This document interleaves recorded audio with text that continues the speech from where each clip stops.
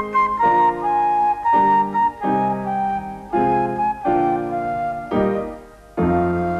by bolo, keby bolo všetko naopak?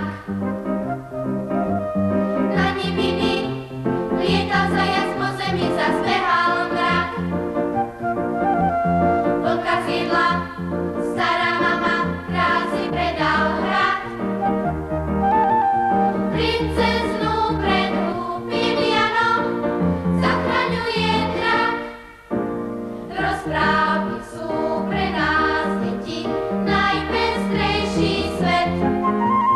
Je v nich to, čo v svete veľkých dávno nikde niet. Každý tu má svoje miesto, dobrý aj ty zlý. Keď rozprávky pomiešame, čo ostane z nich? Keď rozprávky pomiešame, čo ostane z nich? Čo by bolo, keby bolo všetko naopak? Balíku k vám, vešti z ruky duby váľa prorok rak.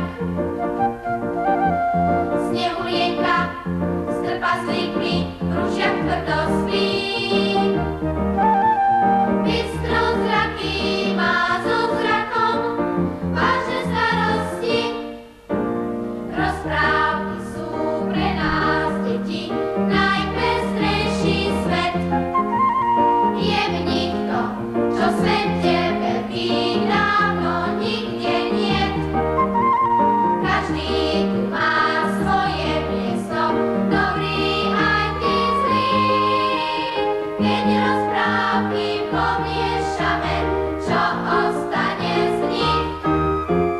Keď rozprávky pomiešame,